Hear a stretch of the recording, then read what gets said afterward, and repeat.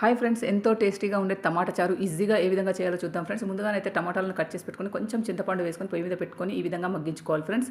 ఈ విధంగా మగ్గిన తర్వాత వీటి నుండి రసాన్ని తీసుకోవాలి ఫ్రెండ్స్. ఈ విధంగా రసాన్ని తీసుకున్న తర్వాత పొయ్యి మీద ప్యాన్ పెట్టుకొని అందులో ఆయిల్ వేసి పోపు దినుసులు అయితే వేసుకోవాలి ఫ్రెండ్స్. తర్వాత మిరపకాయ గింజలు, తర్వాత జీలకర్ర, ఆవాలు వేసుకోవాలి ఫ్రెండ్స్. తర్వాత ఎండు మిరపకాయలు వేసుకోవాలి ఫ్రెండ్స్. ఈ విధంగా చేయండి ఫ్రెండ్స్, చాలా టేస్ట్గా ఉంటుంది ఫ్రెండ్స్. తర్వాత ఆనియన్స్ వేసుకోవాలి ఫ్రెండ్స్. ఈ ఆనియన్స్ తొందరగా ఉడకడానికి సాల్ట్ వేసుకోవాలి.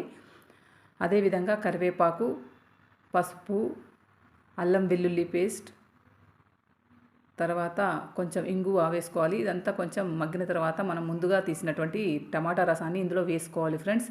ఈ విధంగా టమాటా రసం మసిలిన తర్వాత అందులో కారము, అదేవిధంగా జీలకర్ర మెంతుల పౌడరు, ధనియా పౌడరు వేసుకోవాలి ఫ్రెండ్స్. అంతే ఫ్రెండ్స్, ఎంతో టేస్టీగా ఉండే టమాటా చారు అయితే రెడీ అయిపోయింది ఫ్రెండ్స్. ఓకే ఫ్రెండ్స్, ఈ వీడియో నచ్చితే ప్లీజ్ లైక్ చేయండి, ఛానల్ని సబ్స్క్రైబ్ చేసుకోండి ఫ్రెండ్స్. Thank you.